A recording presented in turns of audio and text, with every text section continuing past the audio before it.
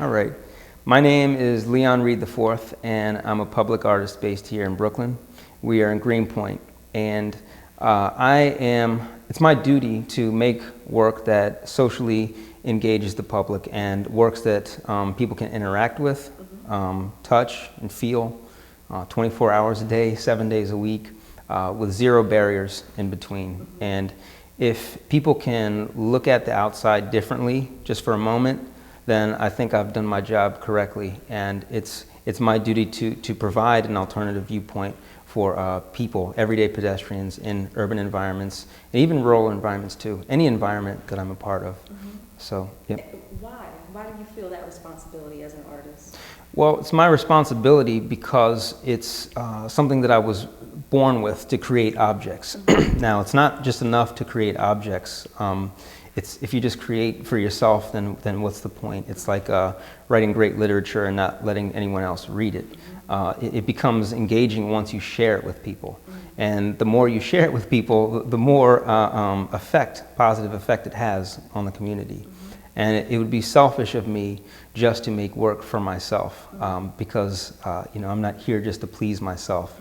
I feel I'm doing my job if other people are pleased or challenged by the work that I'm creating. And that's why I chose public art as to take that route, because the traditional route of the galleries and museums seemed a little cut off and isolated, especially of a man from my background. I never felt a part of that to begin with. So I started off as a graffiti writer, and it took me 17 years to get where I am now. And it's going to probably take me 17 more years to get to another place, but just to show you that my entry into the world of public art was by no means traditional. So how do you go from starting off as a graffiti artist, right, and tagging, to coming to making things in public space? It's a good question. So how do you start off as a graffiti writer and end up putting sculptures on the street like this? Well, you learn. The longer you do things, the more you learn, and the more you apply it to your practice. So as a 15-year-old graffiti writer, with no experiences with love, no experiences with real life situations, adult situations, all you can think of is your own graffiti name. And that serves your purpose as a graffiti writer and a teenager at that point. But when you fall in love for the first time, for example, this work called Fleur d'Acier No. 2, which is a steel flower, was made because my girlfriend broke up with me. And I wasn't going to be just broken up on without having some kind of say in it. I wanted to put something out there that would symbolize my love. Now, a graffiti writer at that point who had never known love before wouldn't have the emotional tools to express that. Verbs, my graffiti name, how could I express that? So if you're asking how do I get from graffiti writing to this, well, it's maturing emotionally and also learning different types of trades and tools. Now that I bring that up, I want to show you something, and I was going to use it. Are you still recording? Do you want us to travel with you? Or? No, you can stay there. You can stay there. So, you learn different techniques, as well as, what you're doing, what you want to say as well. So, I consider myself a doer, someone who doesn't just think about what to do, but actually does it. And this flower was created with this tool, which is called an oxygen acetylene torch, which is used to cut and manipulate steel. So I'm just going to fire it up for you. You're safe. Can you see? Yeah, you're okay. Let me see this. Let's see. You see that? And nothing more beautiful than that, right? Yeah? And that's how you create a work like that. So, to answer your question, how do I get from graffiti writer to doing this? It's maturing emotionally, also learning new tools and implementing those tools, all right? So it can get, like I told you, it can get real dangerous in here, Oh, I can see that. Yeah, right. But, in listening to you, Yep. and talk about love, Mm-hmm. was kind of the genesis for For this piece, for yeah. that piece. Mm-hmm. But you know, I'd like to almost think about it as the genesis for the trajectory that you are on. On, yes, yes. And this is a work that this flower, not only did it express my feelings of being in love, but a lot of the community made use of it as well. And there was this woman who every Saturday or Sunday would go around and put breadcrumbs, this might even be her, put breadcrumbs all around this flower and then let the birds eat from the bread, and like almost like a melee of birds like flying around, and like, you know, so she made it her own. And the reason why this piece is one of my favorites is because when I installed it, it was illegal. I thought it would last like maybe a month or two, most. It lasted 3 months, 4 months, 5 months, a year, 2 years, 3 years. I went to London to study to get a master's degree, got a master's degree. 4 years, it's still here. 5 years, 6 years, 7 years, 8 years, 9 years, it's still there. It's not there anymore, but it just got removed after 9 years. And in the space of me creating it and 9 years later, this thing changed color about 5 times. People were painting on it and everything, and it was enduring. You know, it was lasting there. And people made of it what they would. And that's social engagement to me. When you put something out there, but that's not the end of the conversation. Right. You see, that's where it picks up. Right. You know, so that's just one example. The conversation evolves. It evolves. It evolves with what you put out there, and that's the kind of engagement you can get outside that you can't get necessarily inside. You know. And the community or the public become participants in the work. They sure do. Collaborators in a sense. They sure do. Whoops. They sure do. I mean, they're almost like authors. They're artists in their kind of writing the history of the work. You know. How do you? So you build? Do you build up a system to observe a piece once you put it out there? I sure do. You know, whenever I go to a different location, this is a totally different location. This is in Sao Paulo, Brazil. And you might notice that like throughout this whole studio visit, it's going to look like 100 artists did these works, you know, but it's not 100, it's one artist responding to about 100 different locations. Right. So I change my work according to every location that I encounter. So this is a work called Love is a Two-Way Street. Obviously, love is a big, theme in my work. Yes. Love is a two-way street.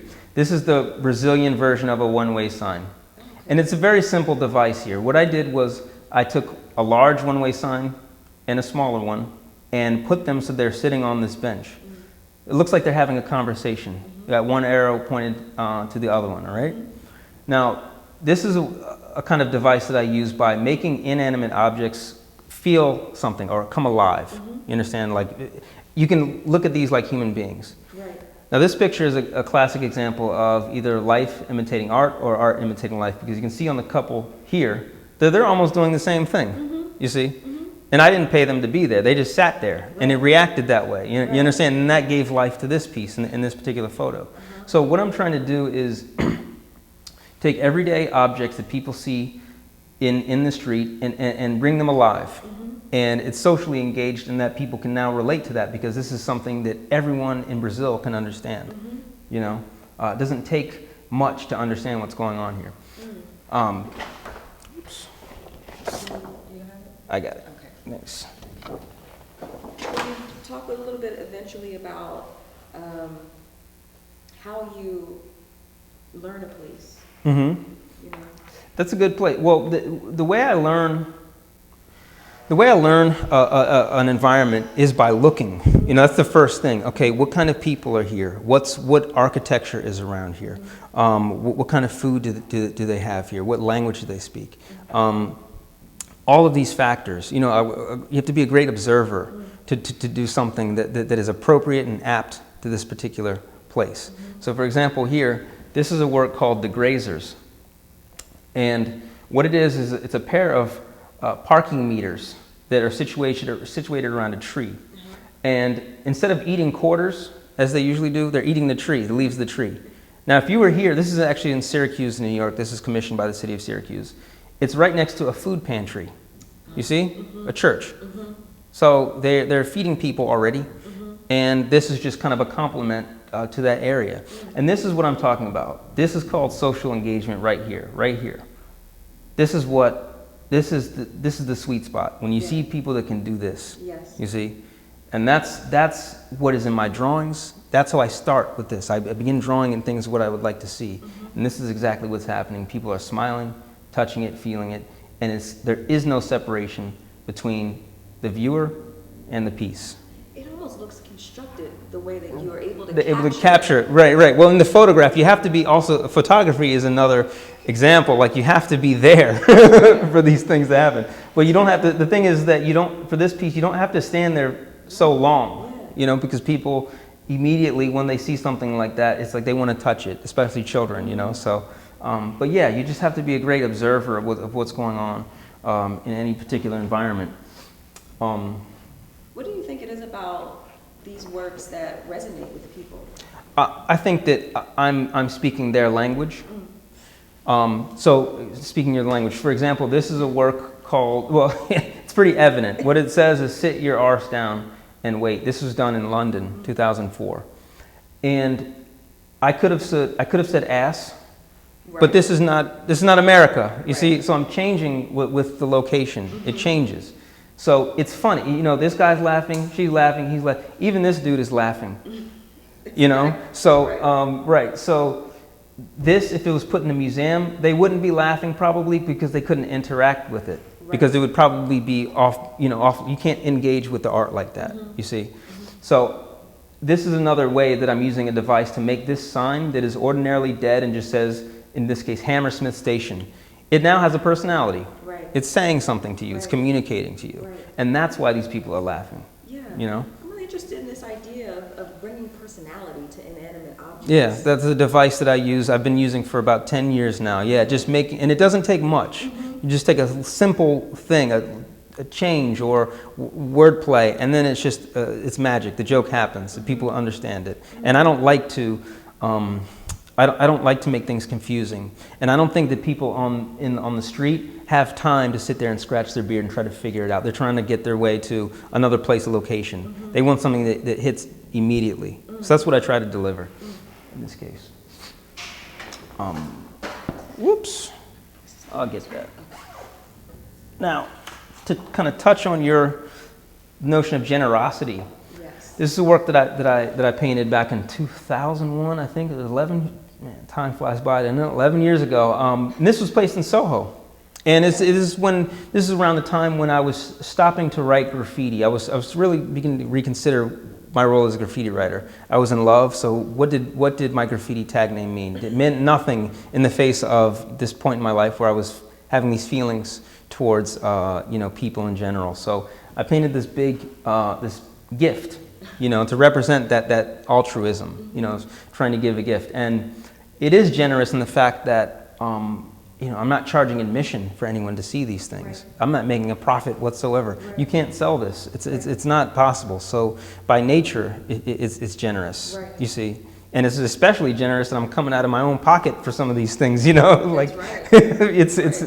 It's of course it's generous. I'm taking a loss on it if you want to look at it from a business perspective. Yeah, and there's an altruism that's a part of it. Yeah. But then there's also a reciprocity, I feel. Yeah. I feel that you wouldn't be compelled to make the work if you weren't receiving something. That's right. No, it's true. I mean, the way I get rewarded is not in money. I mean, put it this way, if I wanted to get money, I wouldn't be an artist. That's probably the last profession I would choose if I was into money. Yes. It's just not the way it goes. So obviously, I'm rewarded in ways that go beyond money. Yeah. Can you talk about those a little bit more, maybe when we're walking around? Yes, absolutely. This is a work called Honk If You Love Graffiti, and this is an example of audience participation, okay? This was put right opposite the Brooklyn-Queens Expressway, okay? So when this was up back in 2003, I would go up on the hill where the Brooklyn-Queens Expressway was. This is in Williamsburg.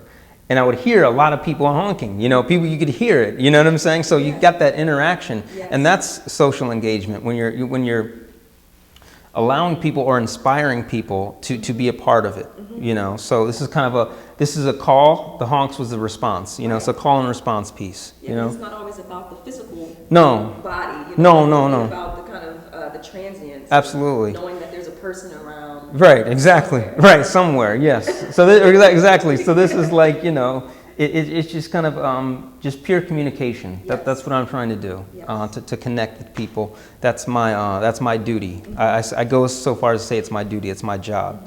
You know, it's not a hobby. It's a job.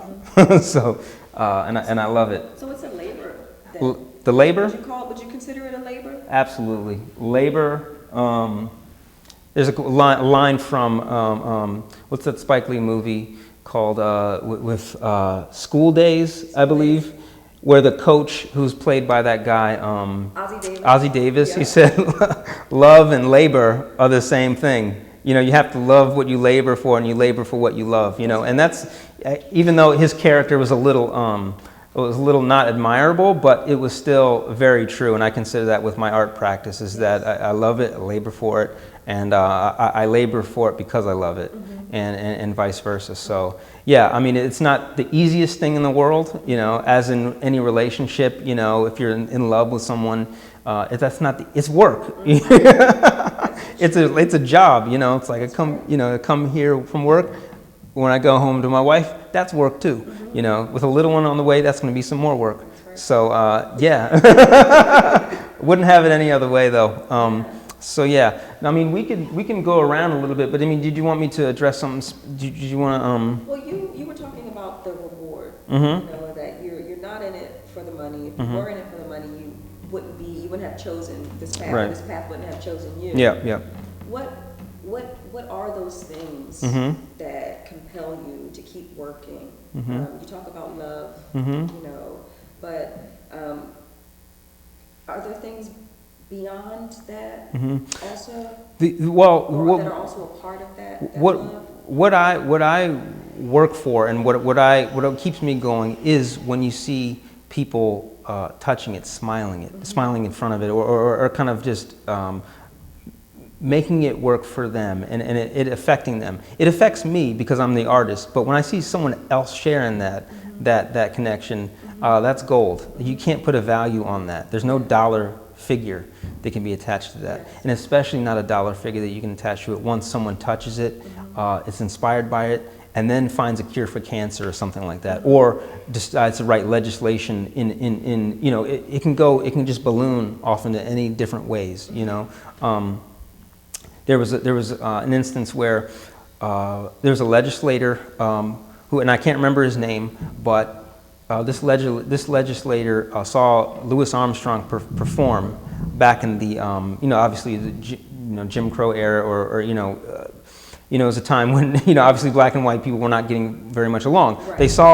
This legislator saw Louis Armstrong play, and he was essential in pushing Brown versus the Board of Education, which obviously desegregated all the school systems in America. Right. And that's the value I'm talking about. You understand? What's the value of that? You know, like, you can't put a dollar figure on it for this kind of inspiration that can just spread like wildfire into all kinds of different directions. You know, it's very powerful. Yeah, and that's what motivates me. You know, because at the end of the day, you know, like, the money, if I get money, it's like no one cares about what I do with the money. It's not, you know, no one cares what I do. What people care about is what affects them, and that's what I'm here to do, is affect other people. So I also want to know, because you work so much in what is considered to be public space, right? What is your conception of public space? What have you learned about the kind of idea of publicness? Yep. Public space, in my definition, everyone has their own definitions, is a place that is unrestricted, in that anyone can be in this particular area. It is restricted in that you can't just stay all night in a public park. You know, it closes. But the Wall Street executive can be in a public space. Same with you know, drunk Larry on the street. You know, he can be there too. It's a place where anybody can be, and that's my definition of public space. I don't go too much further than that. You know what I'm saying? It can get complicated if you want to pigeonhole it too much. But it's a place where anyone can be. And what kind of, I mean, have you, I mean, you mentioned that in the steel flower, that it was illegal. And Yes. do you often run up against the legality of your work in a public space? I do, all the time. When I don't do illegal works anymore, but when I was, it was a lot easier because I didn't have to ask anybody. Right. And in asking you're opening up a can of worms. Right. So I know the law with regard to public space. I've learned a lot more after Art in Odd Places. So, and I'll fight at the drop of a dime if I feel that a city agency, government agency is denying me the rights that I have as an American citizen. I'll be quick to fight. And I think some organizations know that now. And when you launch kind of your rights, or if you go in that direction, you better make sure you have people behind you too. Because even though an artist can be saying all the right things with regards to public space, a lot of time the conception is that that's the crazy artist who absolutely has no idea what he's talking about. Right. And we're just going to let him sputter to himself in the corner over there and not pay attention to it. You got to have some backup if you're going to assert your rights in public space with regards to the artwork you want to put out there. And if you know your rights as an artist with regards to public space, there's very little that government agencies can say to deny that. It's always a First Amendment issue. First Amendment, thank God for that. That has allowed lots of people to express divergent points of view all across America. You can go ahead and march on Washington, because you don't have to agree with it, but you can. You know what I'm saying? And there's nothing the government can do to stop you. They may say you can do it at this time in this place, but they can't say you cannot express that viewpoint. And if more artists would know that, I think that would benefit us all, because a lot of artists get intimidated when a government agency says you can't do this because we don't like it. That's strike number one in any case. It's not an issue of whether you like or dislike. No, they can't use that. That cannot be the basis for denial by a government agency in America that we don't like it. That's an opinion. It can't be that way. So if artists out there, if you ever hear that, don't go for it. Don't go for it. Fight it. Well, another part of this is, I'm really teasing out the kind of moralist versus ethical position when it comes to socially engaged work. Because I think a lot of times it's burned by the moralist perspective, this idea of whether or not art is good, serves some kind of good or it's bad. Oh, I understand. And I'm thinking about that in relation to what you're saying with the like or dislike. Well, I don't like it. Yes. Or it's bad. It's just bad art. Right. And I want to steer the conversation more away from that, because I feel like socially engaged practice becomes very burdened by the moralist position. Moral, is it good or bad? Yeah. Is it good or bad, or are you doing some kind of good for the public? Or for the public, community? yes. I don't think it's so much about it's about that necessarily, but ethically, I think that there is a great value in socially engaged work, because ethics are more about the structures. Okay. That kind of instigate behaviors. It's like what are the structures in place that cause people to act in a certain way? Act in a certain way, sure. So that has nothing to do with whether or not something is good or bad. Of good or bad, right? Structural, systemic. Right. Then it is good or bad. I understand what you're saying. And right. So I'm thinking about that ethical question in relation to what you're saying about legislation. Yeah. Right? Because that's the systemic. Right.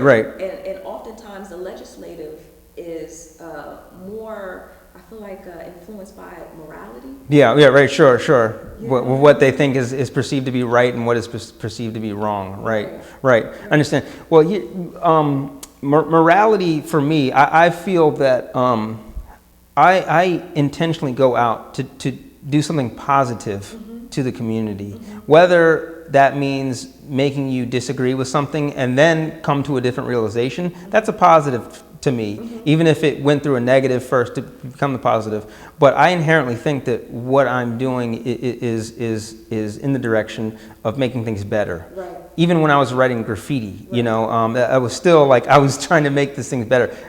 As short-sighted as that was, because obviously you can only write your name so many times. But if I could show you just the whole arch of my career, you're going to see so many different changes because of the way I see the world. But at every time I'm sitting here thinking, I hope someone thinks this is cool. You know, I hope someone likes this. Right. I'm not going into with the intention, I hope someone hates this. Yeah. You understand what I'm saying? Right, So, right. so I don't know if that answers the question with morality, but I'd like to think that by creating art in the public, it's a generally moral activity. And how do you measure that? You know, how do you measure the impact? Well, I would measure the impact by how many people enjoy it. Now, I don't necessarily go next to a work of art and take numbers, even though I would like to. You know, hey, do you like this? Do you hate it? Okay, check. You know, but I measure it based on how many people are enjoying it. You know, and if the more people enjoy it, then obviously the better. The more people that either A, don't like it, or B, don't even understand it or ignore it, then not so good. You know, the worst thing that can happen is that people are confused and thereby ignore it. You know, then it's just like, okay, well, that's time wasted. You know, I could have just put it in my own house, you know, and I just enjoy it. There's no point in putting anything out in the street that people aren't intended to enjoy. There's no point. So that level of transience, that's a possibility. Yeah. Someone May not like it, sure. or may not even see it. May not even see it, yes. And then some people will not, but if the majority of people are not seeing it, then that's a miss. Because then, like I said, you could put it in your own house and it'd just be pleasing you, and, you know, you don't have to ask for people to go and look at it. So, you know, the purpose of me to create art is to have other people enjoy it or take something away from it. Yeah. And in that, I would consider it's a generous act in that way, because I'm not making profit on the amount of people that see it. Like a museum charges, you know, entry fees. You know, movies charge a ticket admission. You know, I'm not getting, you know, another dollar, and I'm not getting any royalties for people liking the work, you know, or seeing it. Right. You know, so what I do, you know, when I invest, you know, my time and effort and put it out there on the street, that's an altruistic act in a way. There's hardly any way that I can make profit on it. Now, if there is a way to make profit, I'd like to know. We'll get to the bottom of that. Yeah, right. These days. Right, sure. You have both. You have a studio practice. Mm-hmm, you know, mm-hmm. I mean, you have a studio, and you're also working in public space. And so, I'm interested to know about that relationship. You know, about being in both of these realms and how you kind of coalesce. Okay.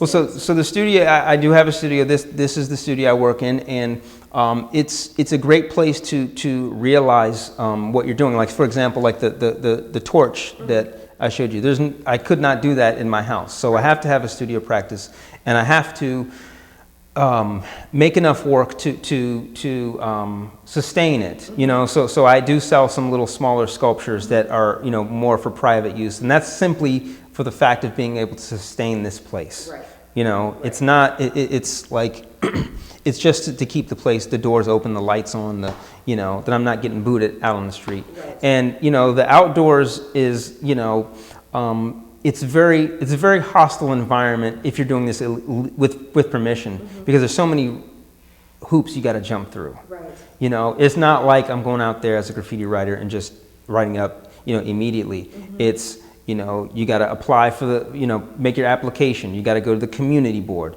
You got to raise your funds. You know, you know, these are all very democratic things that you have to go through that I'm learning more as I go along. Right. You know, and it's hard for a graffiti writer to change his ways, but I am learning that, and you have to face rejection. You have to put your work out there, put your emotions on a sleeve, and have somebody say, I don't like it, and or the community would say, I don't like it, we would like it if it was more this way or more that way. How is that rejection a part of, how is that productive? How have you made that productive? Rejection? Yeah. Well, it tells you that all of your ideas are not good, and some of them are, not all of them. It's humbling. Yeah. It's like, okay, it's a dose of medicine that I got to take, and you know, suck it up and change it. And in that change, it could be better. You know, maybe someone in a community board or some hearing could say something that you never thought of. You implement it, and then it's, okay, you know, why didn't I think of that? You know, like, so it can be helpful. Also be very daunting, you know, because, you know, when we go out as a public artist and we put our stuff out there, those are our emotions out there. You know what I mean? Those are our feelings. You know, I've had people, you know, talk about generosity. I'm glad to know that my public art has provided people to lock their bikes up onto my work, people have wiped dog droppings from their shoe on my work. I've had people paint on top of it, and all these types of things have happened to my work as a result of putting it outside. And you know, it just goes to show you that it can have a utilitarian use as well, as opposed, in addition to just aesthetic. Right. You know, so these are all kinds of. So I provide an aesthetic service and a very practical service. You know, like people have done all kinds of things to my work. You know, once it's been out there. You know, it's unbelievable. You know, the kinds of things that what is used for. You know, and I can show you. Like there's a couple pieces over there that I can show you. Should we walk in? Yeah. Oh. This is a work called The 100-Story House, and I think it's socially engaging because it doesn't work until people start using it. And what it is obviously it's a brownstone house, but people are supposed to put their books in there. And we're going to put this in a park called J.J. Byrne Park in Park Slope. And it's suited for the environment because Park Slope is full of brownstones, you know. And it's full of books too. It's a very literary community. So they have a problem there sometimes. There's so many people have so many books that they leave them on the stoops, on the sidewalks in the summer. Just take them. Yeah, I mean, just like Cobble Hill, Park Slope, and many parts of Brooklyn. So this is kind of it works in two ways. It's a repository for all those stray books. It's almost like a homeless shelter for books in the style of a brownstone. So this work only works when people are engaging with it. And it's supposed to be so that people are growing closer together as a community because they're sharing. So if two people can strike up a conversation as a result of this work, then I've done my job, you know? I've done it. Right. You know, that's what they're supposed to do, is they're supposed to share what they have, give away what they don't need anymore, take what they could use, you know? And how are you going to get people to donate in this donate. space? I think that will happen on its own because, like I said, so many books are outside. You know, like just books on stoops, sidewalks. You know, that people will. And I'm sure I have books that I don't want. You have books that you don't want. Yep. And then at the same time, you have books you would like to read. Right. You know, so it's supposed to work on an honor system of where people are sharing their books. You know, so we go into it on the belief that people will share. Right. You know, but will it be situated with this, like already a set of books so that people will know? I think we will put some books to start it up. Right. You know, nobody wants to give into something that doesn't look like anything is there. Right. So Right. these are my books that I probably will give. You know, and then the woman I'm working with, her name is Julia Marchesi. She will probably give her books as well. Okay. And we're going to put it in J.J. Byrne Park actually next month. Oh, next month. Yeah, so this is socially engaged work is really like you got to put something out there, and then it acts as an impetus for more exchange. So what you put out there is just like the start of the conversation. You see, so you know this is just designed for people to interact with each other. Yeah. So yeah, that's what I'm working on currently. It also becomes like a portrait of a place based on the literature. Yeah, exactly. Of what people are reading in the Right. area. Right, absolutely. Yeah. Yeah, you get to see what people are you know, you can see, oh, okay, this person's into like accounting, you know, there's a lot of accountants in this neighborhood, or science, you know. These are my drawings here. And all my ideas start first with a drawing, as with most artists. And look at the drawings closely. You see this interaction, or this you know, enjoyment, or even participation of the work. So this is a work that I want to put one day in Red Hook, you know, with all those longshoremen, you know, all the loading docks. So I'm using what is naturally there anyway, and bringing them to life. You know, making them seem as if they're alive. Right. You know, this is kind of a theme that I've been working on for a while now. Is making things that are in an environment come alive. You know, Right. and this is a work. This is an example of audience participation as well, because this is a work in the West Fourth Courts. You know, in Manhattan, in the West Village. You know, very famous place. Well. You know it well. Yeah. Famous place where the movies are shot and everything. That's right.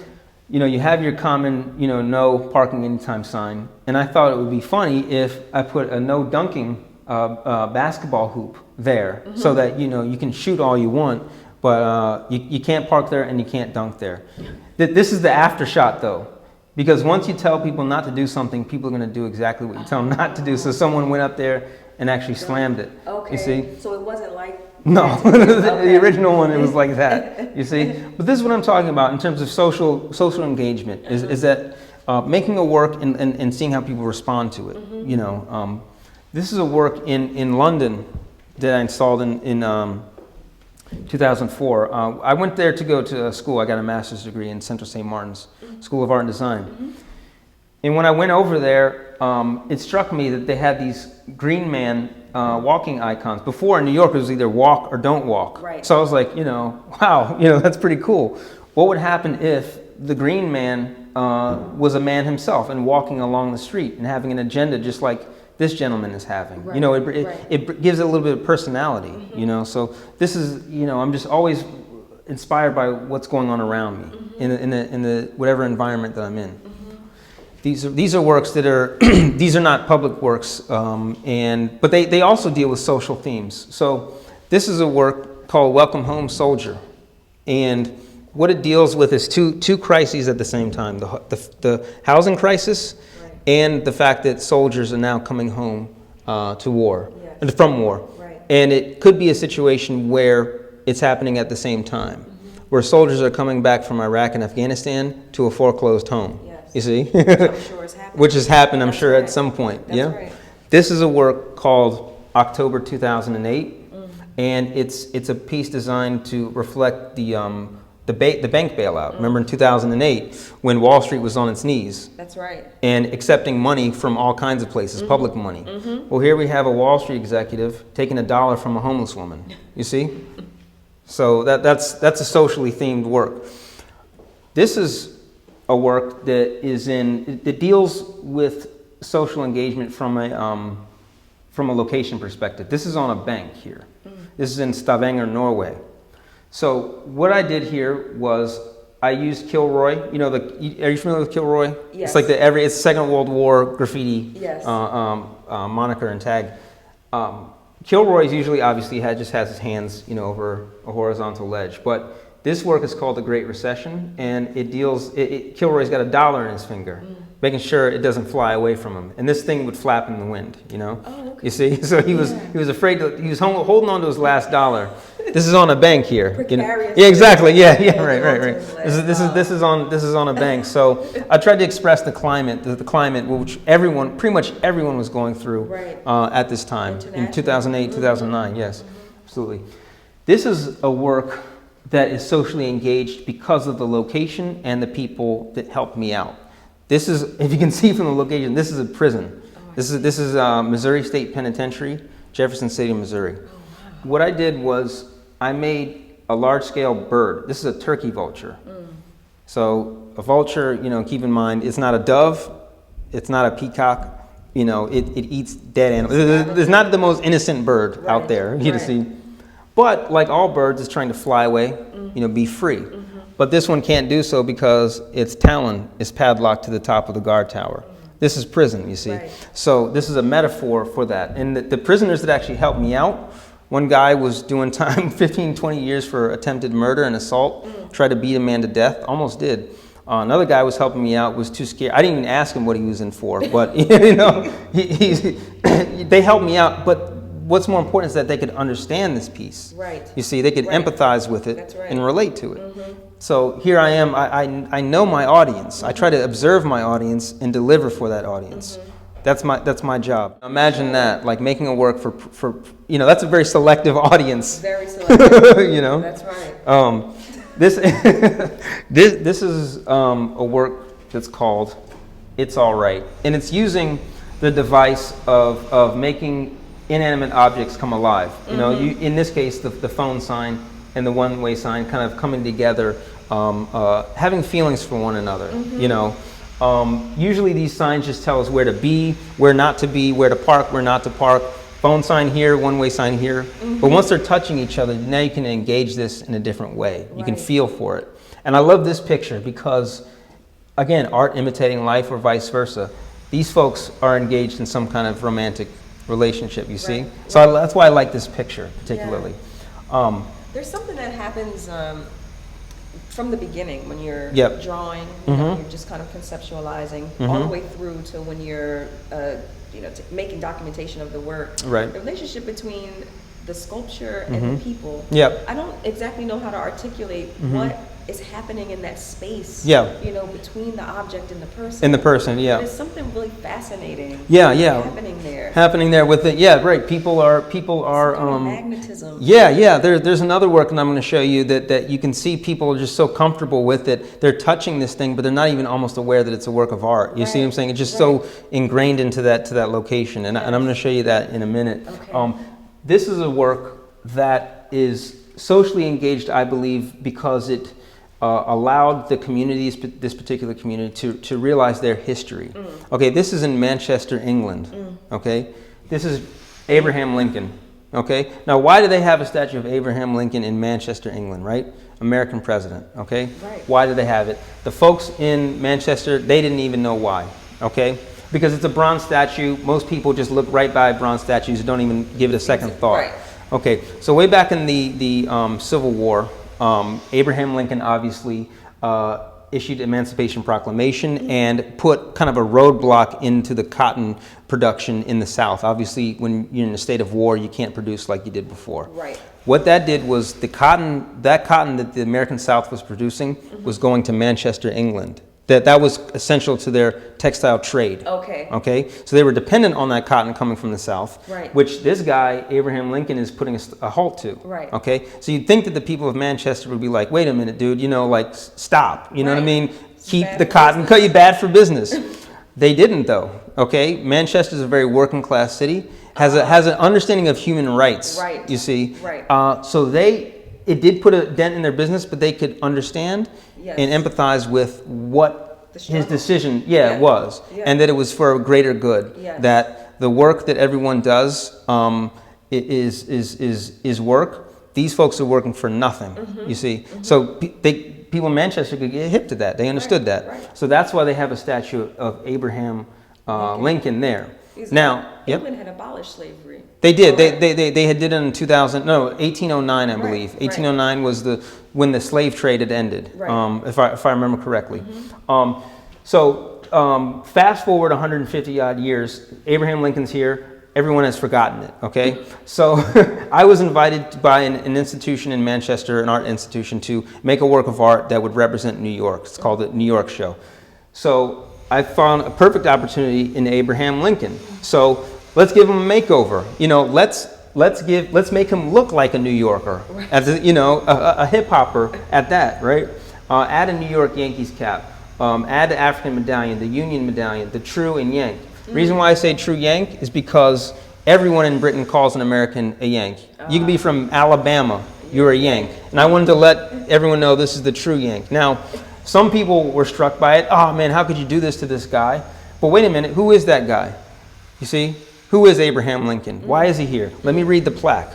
Let me see what's going on with Abraham Lincoln. Now they understood why Abraham Lincoln was there. So this did several things. It made a work of art. It also let a city understand what their role was in the American slave trade and the importance that this guy had in their community. You see? Right. So that's what a work of art can do when it's socially engaged. Yes. Is it can let people understand better their surroundings, even surroundings that they've been in all their life. That's right. You see? Yeah. So that's an example there. So let's see here. We can take you. Is that bothering? Is the sound coming out? It's there. But Oh, okay. Okay. So yeah,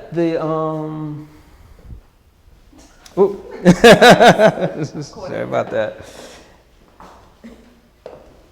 This is a book that I co-wrote, called The Adventures of Darius and Downey, and it chronicles my escapades in graffiti and street art. Now, this is an example of social engagement. You see that here? Okay, that's a work called The Kiss, and what it deals with, it's a Belisha beacon, which they have all around Britain. They don't have them here. They let cars know where people are walking. Okay? Oh, okay. Yeah. So all it takes is a slight bend on that, and now these are kissing. Now you look at that differently, you look at this differently, that differently, all of them differently.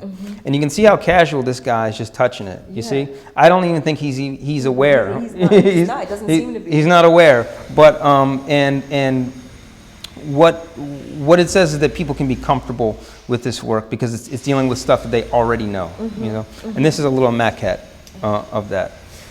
Now, these works, some of the process in my work is first the drawing. If the drawing makes it past my internal editing process, I make a maquette. You see, I make a little model.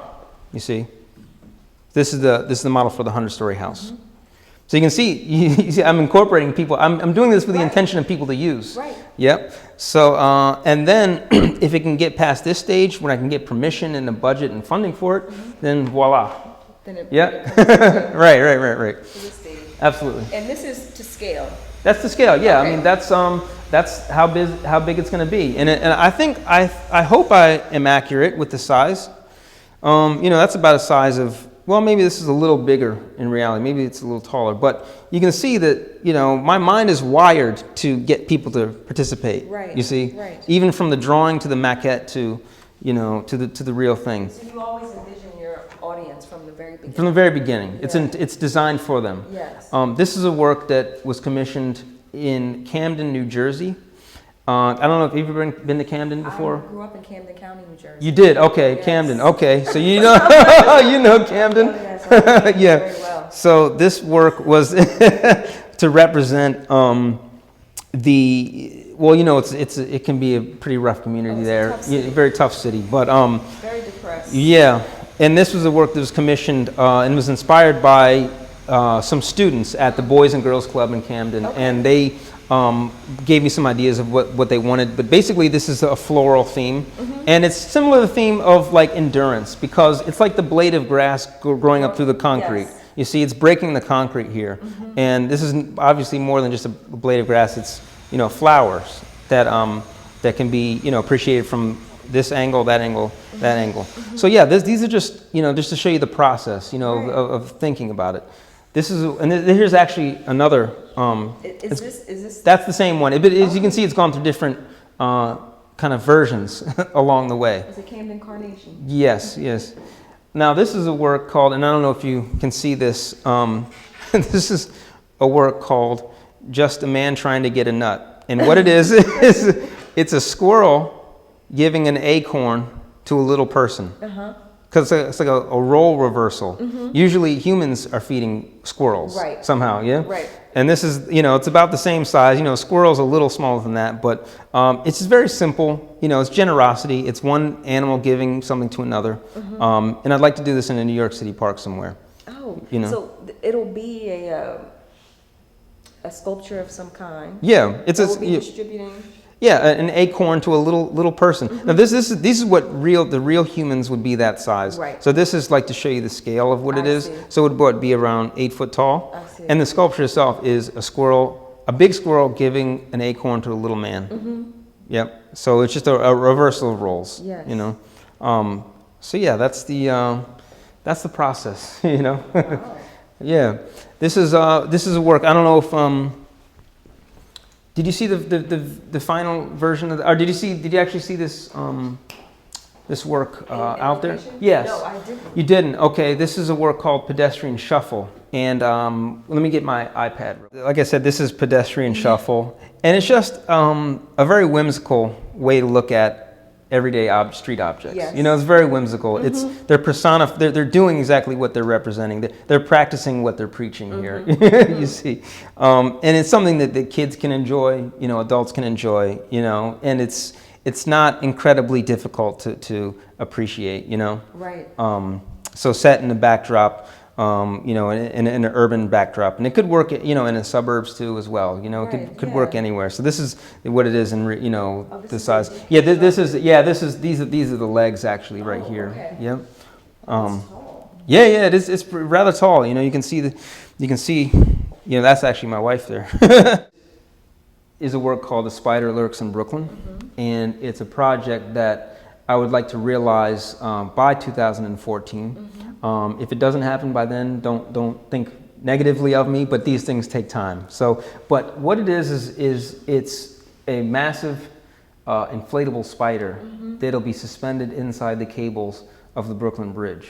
And what I intend it to do is to let the pedestrians look at the bridge totally differently and look at spider webs differently at the same time, you see? So you're gonna have a better appreciation for the bridge, the beauty of the cables, and when you walk across the bridge, go home and see a spider web in your corner, you can appreciate that too. Because it takes engineering and a feat of engineering to do that. That's right. Now, some people may think I'm crazy for putting a spider on the Brooklyn Bridge and think that how absurd is that? Right. But how absurd was it to have the Brooklyn Bridge in the first place? That's right. You Built. see? Yeah, exactly. I mean, It's absurdity. yeah, that's a feat of engineering. That's right. So if we can do that, why can't we put something that makes people, I would hope, enjoy it a little bit more, you see? So this was a model, a very large scale model that was probably about, I'd say 3 or 4 foot tall and about 8 foot long. And I took a picture, I had the little people in there like I showed you over there, and just put my camera in there. Unfortunately, the model doesn't exist anymore. We didn't have the space to accommodate it. I didn't have the studio here. Okay. So it breaks my heart every time I look at this picture. It was a big model then. It's a big model, yeah, large. And every string here was hung by myself and my wife, and we observed the Brooklyn Bridge. We went and counted all of these, these things, and then made it. So. What I want to do is put this on the bridge during Halloween season. Okay. You see? So then people are going to be, you're right. And the intent is that because it's there during Halloween season, people are already in a festive mood. They're in the mood to see these types of things. Right. Yeah? And once they go across the bridge and see the spider, what they're going to do is say, I'm hungry. I'm going to go and I'm going to go patronize the local restaurant. I'm going to buy my kids some candy. I'm going to buy some trinkets sold by the local man. And by the end of it, you're going to have economic development in that part of Brooklyn. You see, it's going to be an economic boom. I hope, to the community. So that's yep. What would you have to? What feats would you have to go through to get something like this onto the Brooklyn Bridge? Good question. There's multiple feats. Number one, raising the funds for it. You have to raise the funds for it. Number two, you have to get the permission for it. And that's going to be a political feat, as well as any other kind of feat you can imagine. It's going to require an engineer to look at it, see if it's possible. It's going to take a tolerant and forward-thinking mayor to do that. And my original intent was to do this when Bloomberg was still in office, because he's been very friendly to. Which is why you have the time on it. Yes. Well, actually, he's going to be out of office before then. In fact, so. The likelihood that this will succeed will be based on what the mayor thinks of it, whoever he or she may be. So hopefully it will happen.